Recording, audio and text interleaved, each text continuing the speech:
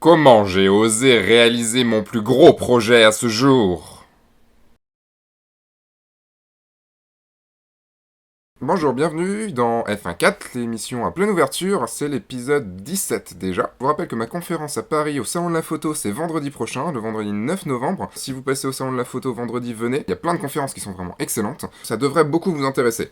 La semaine dernière, vous avez vu les backstage de mon projet Harley Quinn, du projet Harley Quinn que j'ai fait donc avec Marina, Lily, avec Benoît et Kevin. Je voulais vous parler à la base de comment j'ai réalisé cette image-là, parce que maintenant elle est finie, donc voilà, vous la voyez ici. Et j'ai trouvé plus intéressant de vous parler de comment j'ai réalisé mon plus gros projet à ce jour. Comment j'ai osé le faire. Parce qu'il y a un moment, il faut oser le faire, faut oser aller se dépasser, faut oser se dire, je vais me mettre dans un projet où je ne suis pas sûr d'y arriver, mais si j'y arrive, ce sera super.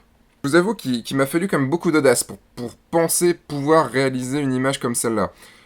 L'image que j'avais en tête n'est pas forcément l'image qui est là maintenant, je vous expliquerai pourquoi. Je vous ai déjà expliqué un petit peu mes shoots, comment je vois les shoots, comment j'essaye de faire au plus simple, pour plusieurs raisons. Il y a quasiment jamais personne avec moi à part le modèle. J'ai jamais eu de maquilleuse sur mes projets, même sur mes vidéoclips, on était trois. Enfin, en gros, il y avait moi et les personnes qui étaient à l'écran, il n'y avait pas d'équipe, il n'y avait pas de staff autour. J'ai toujours voulu faire avec le moins de gens possible.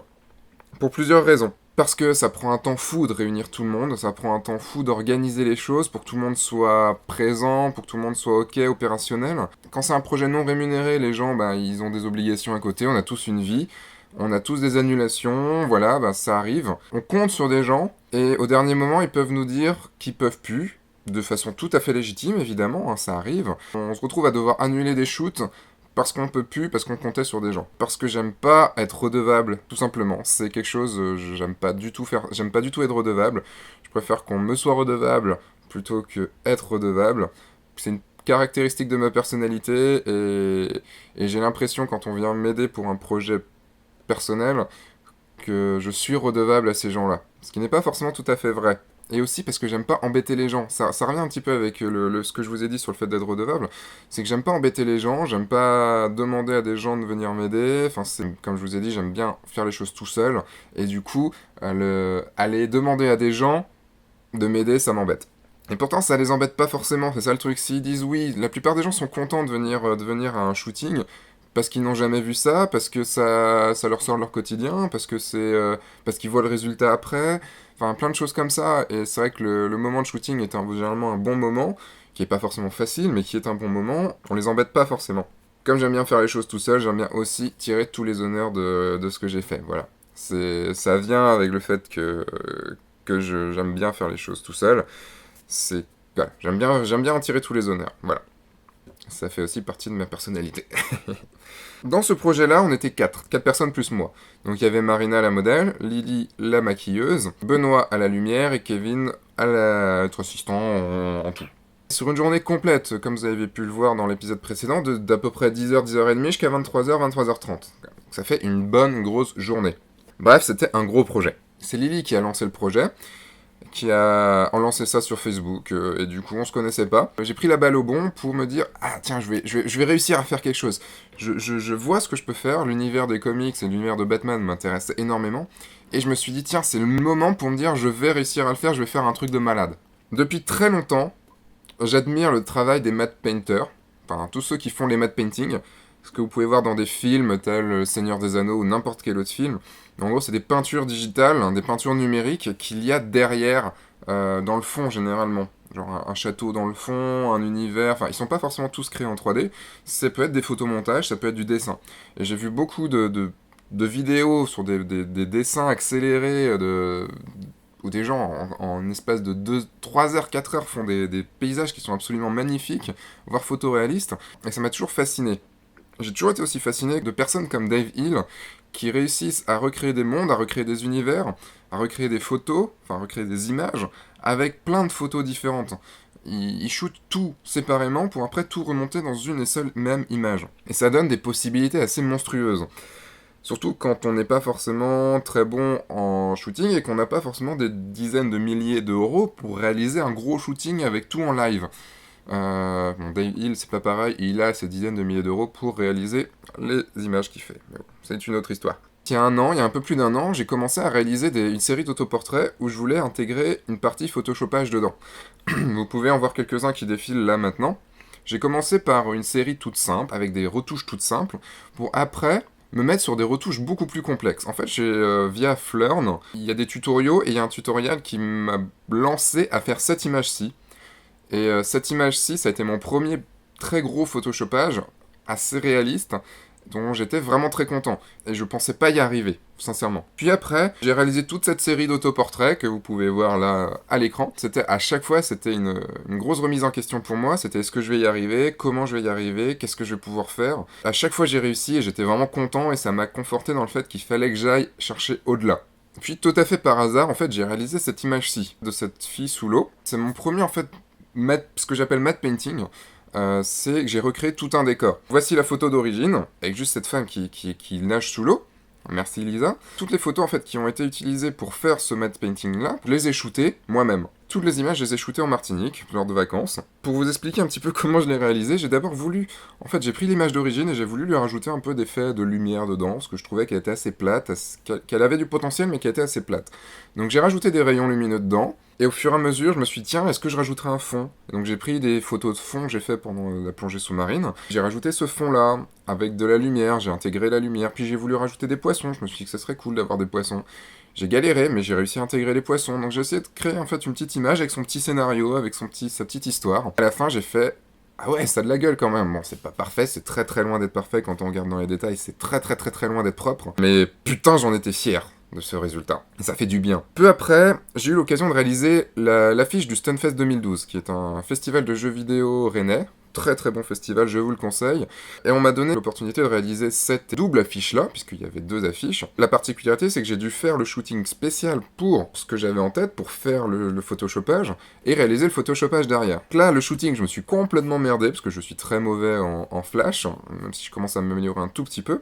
Vous pouvez voir toute l'évolution là, en image par image du shooting, enfin du shooting jusqu'au photoshopage complet, avec Mademoiselle Tolia qui a gentiment participé au projet.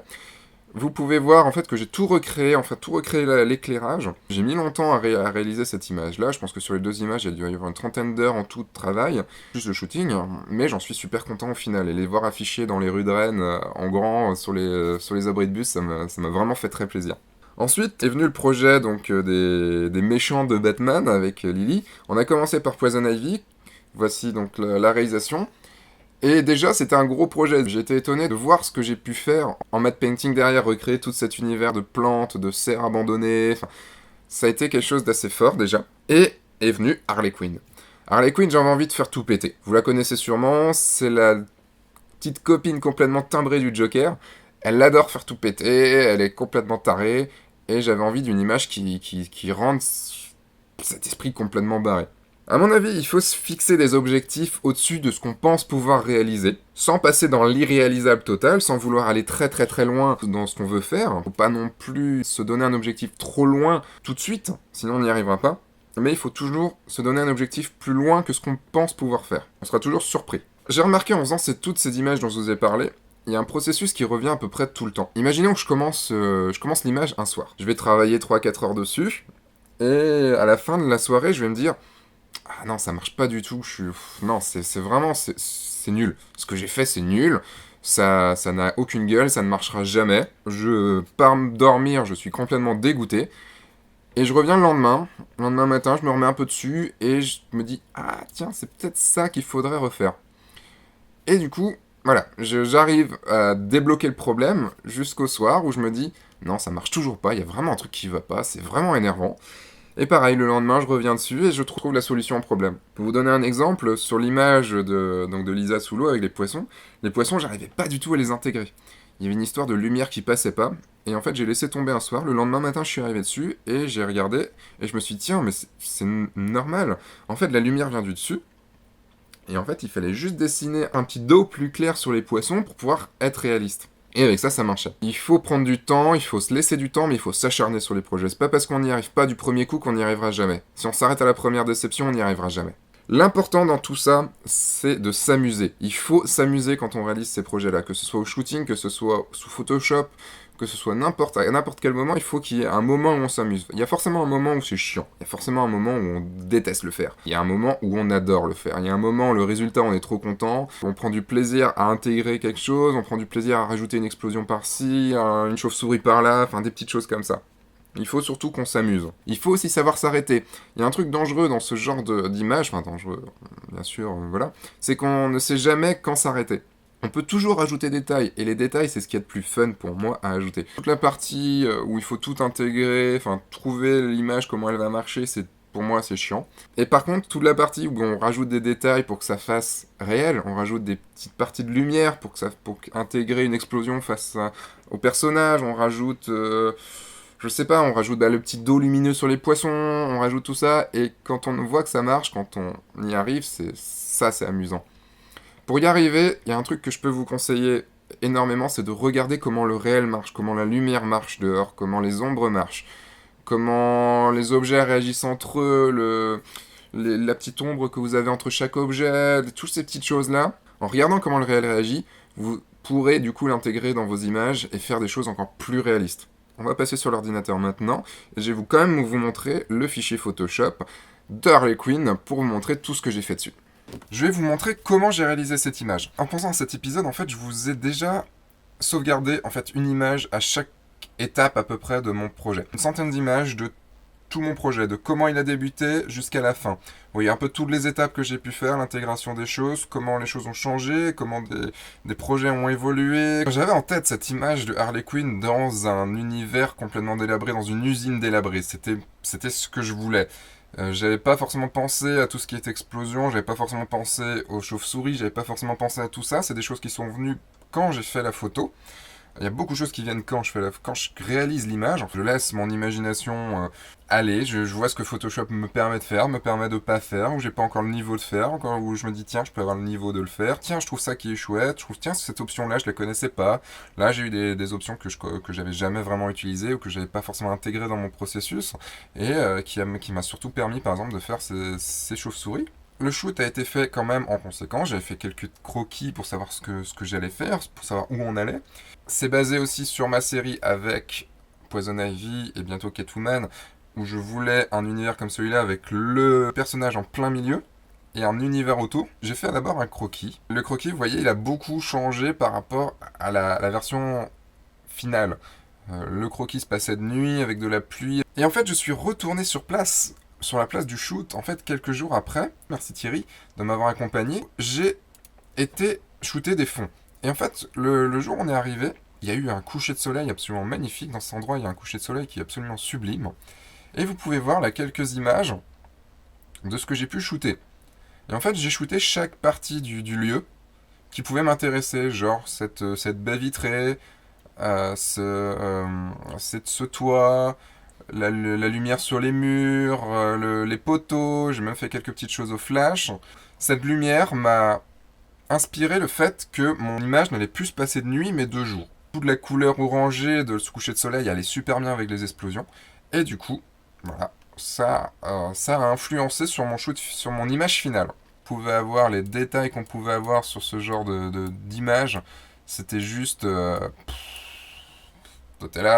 on était là, c'était juste magnifique, quoi. J'étais comme un gamin, je me dis, ah, c'est beau, putain, c'est beau! Ah non, faut que je shoot ça, bordel, c'est beau! À la partie Photoshop, mon fichier Photoshop. Je vais vous expliquer les différents calques qui m'ont permis de réaliser cette image. Je vais vous montrer peut-être quelques techniques. En fait, ça va être un fichier commenté, si on veut aller par là. Donc, je suis parti de ce croquis-là, que j'ai fait très rapidement. J'ai commencé à calquer un petit peu les choses dessus. Donc, j'ai pris une image de fond qui m'a servi. Et après, j'ai commencé à venir prendre des photos un peu partout. En fait, j'ai tout intégré mes photos dans mon fichier Photoshop. Toutes les photos que je voulais. Et après, j'ai commencé à découper, à me placer quelque chose à un endroit, placer quelque chose à un autre. Tout ça très mal fait, évidemment. Et après, je suis venu mieux intégrer les choses. Donc, je suis venu rajouter un fond ici. Après, j'ai mis de la lumière je voulais qu'il y ait une explosion dedans. J'ai cette partie-là avec le soleil qui arrivait juste, en fait, à ce moment-là, qui n'était pas dans l'image de fond, que je trouvais sympa, donc j'ai rajouté. Comme il y avait une explosion qui allait sortir d'ici, il fallait une lumière qui aille en conséquence. Voilà, une baie vitrée qui était assez joli. Pareil de l'autre côté. J'ai changé le mur parce que je trouvais que la lumière sur le mur était meilleure. J'ai rajouté les poteaux, donc que j'ai détouré. Vous pouvez voir le calque de détourage superbe de cela. Et j'ai rajouté dessus un tout petit peu de lumière, parce que ici il va y avoir du feu. Donc j'ai rajouté un peu de lumière. J'ai rajouté une photo avec des poteaux qui étaient plus jolis dans le fond. Pareil, des poteaux ici. Si vous regardez bien, c'est un copier-coller de cette photo-là, là, ici. Voilà, que j'ai un peu bidouillé, que j'ai un peu changé, j'ai rajouté un poteau. Comme ça, on remarque pas, mais je trouvais que la lumière était vraiment super belle et elle méritait d'être la même ici. J'ai rajouté le toit, puis le sol. Voilà, le sol qui a un copier-coller aussi en symétrie horizontale. Je trouvais que la lumière allait super bien sur le sol à cet endroit-là. Un petit éclat lumineux ici. Une partie de poteau là parce que mon bas de poteau était pas beau. Un fond, le même de l'autre côté avec, j'adore cette partie en coloré comme ça, je trouve ça super beau. J'ai rajouté le toit avec les petits points lumineux comme ça. Alors bien sûr pour chaque, il s'intégrait pas forcément bien puisque la photo n'a pas été prise pareil, elle a été faite en fait un CTRL T qui vous permet d'aller bouger comme vous voulez le calque. Vous le tournez, vous pouvez hop, le bouger pour qu'il aille et le replacer pour qu'il s'intègre en fait parfaitement à ce que vous voulez. Faites attention à la prise de vue, aux angles de vue. Multipliez les angles, parce que si vous savez pas forcément comment vous allez intégrer cette partie-là dans votre image, multipliez un peu les angles, parce que si vous prenez par exemple que de face, vous n'arriverez pas à intégrer avec une vue un peu de côté. Voilà, vous n'arriverez pas à recréer la perspective. C'est pas possible.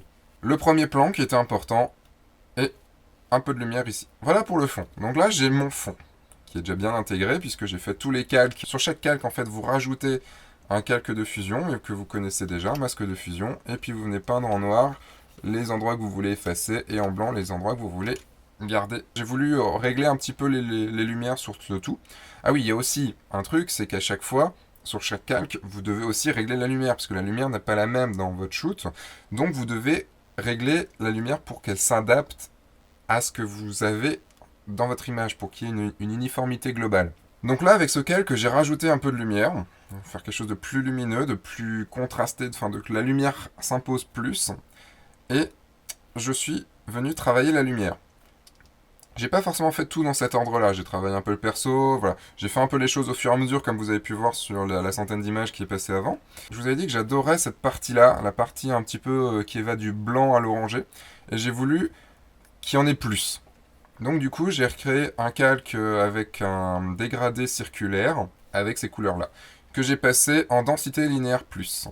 Plus une petite teinte saturation pour redonner la couleur exactement que je voulais, et puis avoir une petite saturation un peu moindre sur le sol, pour que ça se voit moins, parce que ça devait se voir quand même plus dans les airs que sur le sol. Puis je suis passé au feu. Vous pouvez trouver plein d'images de feu sur des banques d'images. Moi j'ai pris en fait des cracheurs de feu pour les explosions. Je trouvais ça, en plus graphiquement c'est super beau. Et en plus j'ai eu l'occasion de faire un shoot avec Lexi qui est cracheuse de feu également. Et donc j'ai réussi à réutiliser des images, des photos que j'avais faites avec elle. Voilà, ça tombait bien.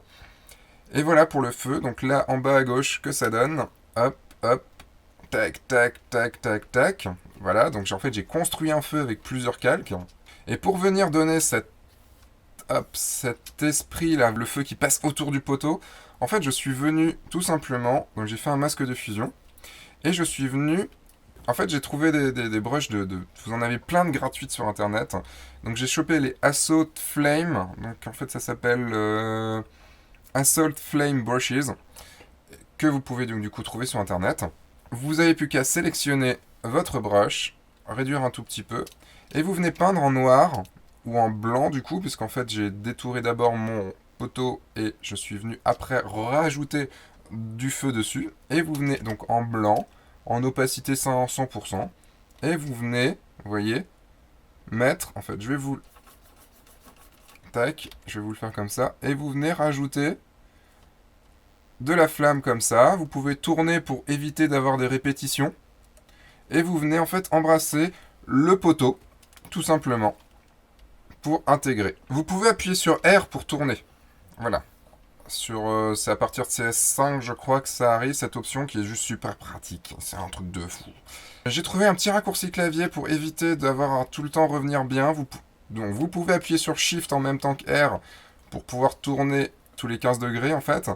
Mais par exemple, si vous êtes comme ça et que vous n'avez pas envie de appuyer sur Shift, vous appuyez sur C qui va vous faire du recadrage et vous réappuyez sur V et ça revient dans le bon angle tout de suite. Et donc j'ai continué à intégrer le feu. Il y a la partie gauche, maintenant on va faire la partie droite, logiquement, voilà. Donc en fait j'ai fait un feu qui montait le long du poteau encore. Je l'ai fait un peu différent. Et il remontait comme ça le long. Hop, hop. Tac, tac. Et voilà, donc un feu qui part du bas et qui remonte. Pareil, même principe, plein de feux différents que j'ai agencés et je suis venu avec une broche de feu peindre pour que ça tourne autour du poteau. Une explosion dans le petit local là, donc là un cracheur de feu. Une explosion sur le côté gauche et un petit peu de flamme en haut. Et voilà, j'avais mon feu. Après, il va falloir venir peindre un peu de lumière jaune, un peu de lumière orangée. En fait, là, par exemple, ici, juste ici, j'en ai peint un petit peu ici pour faire... Le feu fait de la lumière, donc du coup, c'est normal que ça vienne. Normalement, ça aurait dû venir aussi ici, voilà. Vous voyez, plein de petits détails encore que je n'ai pas fait, malheureusement. On passe à Harley. Harley Quinn. Beaucoup de petites choses sur le corps d'Harley Quinn. Donc, je suis parti, et sans la tête, de ce shoot-là. Je suis venu en fait colorer un petit peu, parce que vous voyez en fait la main ici, le pistolet était bleu. Donc je suis venu peindre en orange dessus, pour que ça fasse plus dans les teintes du projet. Hop, et un peu de contraste. Donc qu'est-ce que c'est que cette petite flèche? En fait, cette petite flèche indique que le calque du dessus n'interagira que avec le calque ici, qu'avec le calque avec lequel il est lié. Pour ça, vous appuyez sur Alt, et quand vous venez entre les deux calques, vous pouvez voir cette petite icône qui change, vous avez la main qui passe en icône flèche, et vous pouvez du coup venir lier les calques, comme ça. Dans les nouvelles versions de Photoshop, vous pouvez maintenant lier sur des groupes. Donc vous pouvez faire un groupe de calques, faire un groupe, et lier par exemple un calque de luminosité contraste sur le groupe directement. Vous pouvez aussi maintenant appliquer des effets au groupe, ce qu'on ne pouvait pas avant, ce qui était super chiant, et maintenant on peut. Ça, c'est le pied. Un petit peu de contraste pour redonner, parce que vous voyez, le shoot de base n'était pas très contrasté. Des choses qu'on n'a pas pu faire en maquillage ou en habit. En fait, de la botte noire en rouge et la partie du string noir en rouge. Le soutien-gorge qui était rouge tout rouge, une partie en noir. Le rouge du bras plus sombre, plus beau. Le noir plus sombre, plus beau. Et un petit peu de contraste sur le corset. Voilà. Après, j'ai rajouté dans la version en fait, du jeu Arkham City, elle a un petit tatouage du Joker que j'ai rajouté vite fait. Puis, je suis venu intégrer en fait un collier. Son collier qu'on avait fait m'arrangeait pas trop, donc j'ai en fait effacé d'abord le collier qu'on avait fait, et après je suis venu rajouter le collier que je voulais. La tête. En fait, j'ai changé la tête.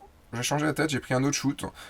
Parce que je trouvais que la lumière était pas top, j'étais loin, donc j'avais pas assez de détails pour moi, et je trouvais que cette version-là de la tête était beaucoup plus jolie. Donc j'ai intégré cette tête-là.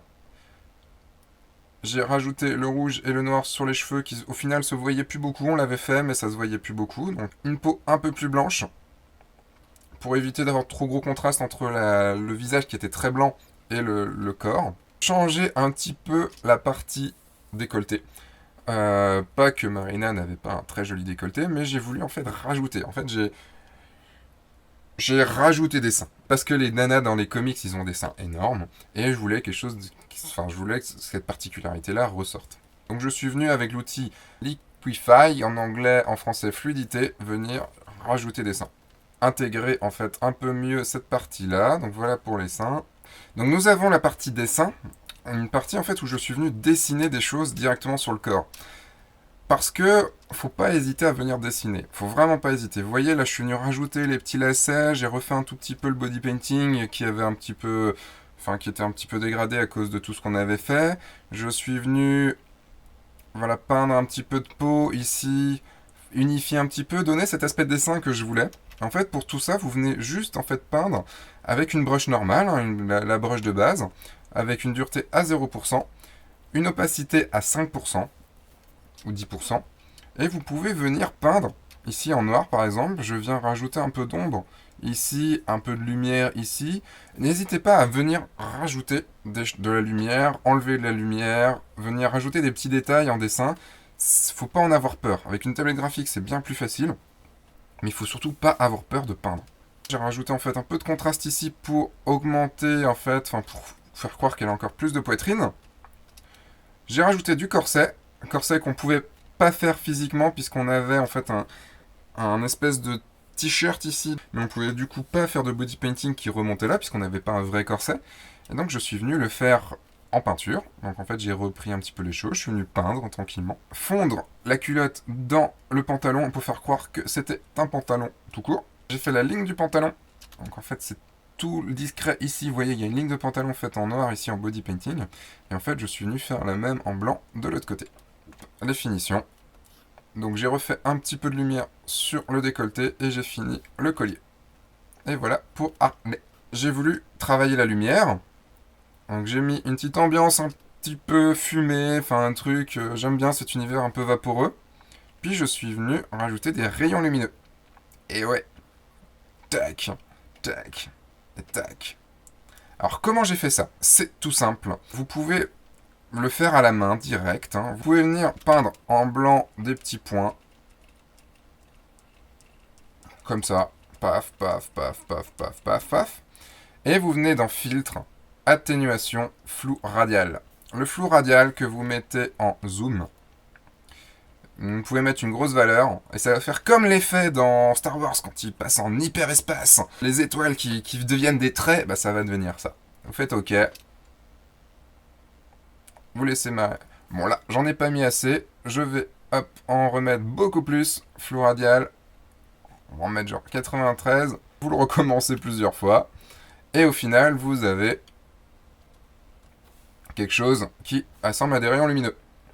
Voilà comment ça marche. Enfin, je suis venu peindre à certains endroits pour enlever les lumières. Enfin, là où je vous dis que, regardez, la réalité marche, c'est qu'en fait, je suis venu peindre en noir, donc enlever de la lumière au niveau des explosions, puisqu'en fait, l'explosion est plus forte que la lumière derrière, donc est plus contrastée. Et donc, la lumière, même si elle est devant, même si elle passe devant, elle va être occultée par l'explosion qu'il y a derrière. Donc, je suis venu peindre un petit peu à différents endroits. Vous pouvez voir ici où j'ai peint sur l'explosion ici, j'ai peint aussi sur les poteaux. Enfin, plein de petites choses comme ça. Pour voir le calque de fusion, le masque de fusion, vous appuyez sur Alt et vous cliquez sur le masque de fusion. Voilà. Maintenant, on passe aux chauves-souris. Trouvez aussi des photos sur les banques d'images. Parce que j'ai pas photographié de chauve-souris.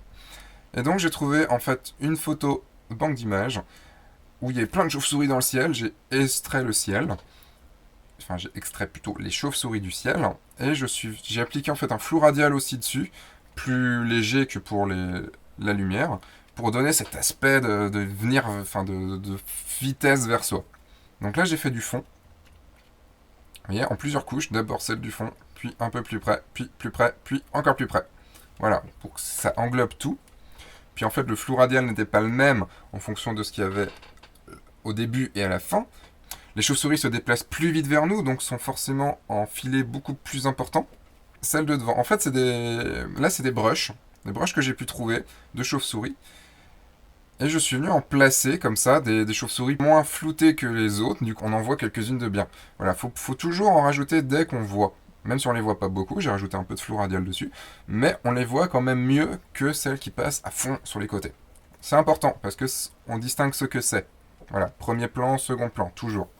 Avec un masque de fusion, évidemment, pour enlever celle que j'aime pas. On va intégrer Harley. Une ombre devant, voilà, puisque la lumière vient d'arrière-plan, donc une ombre devant elle. La lueur du feu dont je vous parlais. Donc en fait, vous voyez un petit peu de lumière en fait ici orangée. Les petits détails sur Harley que j'ai voulu rajouter. Mieux arranger l'intégration au sol, qui est jamais très évidente de rajouter quelqu'un sur du sol. Ça fait une petite ombre. Et du coup, il faut rajouter cette ombre-là. Elle est souvent très difficile à faire. Donc en fait, on a une lumière très forte derrière elle. Une lumière en fait qui va venir bouffer un petit peu, qui va venir la manger. En fait, qui va venir l'englober. Donc du coup, voilà, je suis venu peindre en blanc, tout simplement, les contours en fait de Harley, pour qu'il y ait cette lumière qui vienne l'englober un petit peu. Comme le fond est très très lumineux, c'est normal que cette lumière vienne passe par devant. Encore, regardez la réalité. Tout un travail de luminosité un peu partout.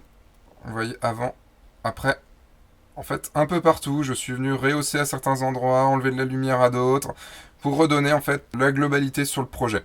On est vers les détails à la fin. Puis, il rajouter du bruit, parce qu'en fait, le bruit, j'ai appris ça. Tous les calques que vous avez mis les uns sur les autres, si vous rajoutez un bruit global sur toute l'image, les calques vont mieux s'intégrer les uns avec les autres. Puis j'ai enregistré, et je suis passé sous Lightroom pour finir mon image. Je suis arrivé avec cette image-là, et en fait, je suis venu juste voir quelques presets qui pouvaient marcher. Là, je trouvais que l'image avait plus de punch, mais trop désaturée. Et au final, voilà, j'ai rajouté un petit peu de noir pour redonner le contraste, un petit peu de clarté, un petit peu de retrouver un petit peu de détail dans les noirs. Voilà, encore. J'ai tâtonné un petit peu pour voir qu'est-ce qui marchait. J'ai rajouté un peu de saturation, parce que je voulais que mon image au final soit bien saturée. Et pour au final, voilà, j'ai rajouté un petit peu de lumière par ici, et on a une image sortie de Photoshop qui fait ça, et sortie de Lightroom qui fait ça, qui a du coup plus de punch. J'ai rajouté un vignettage aussi, et voilà, on a une image qui a plus de punch. Et voilà, j'espère que ça vous aura appris de petites choses. Merci beaucoup, merci beaucoup, merci beaucoup, et à très bientôt, à très vite. Au revoir.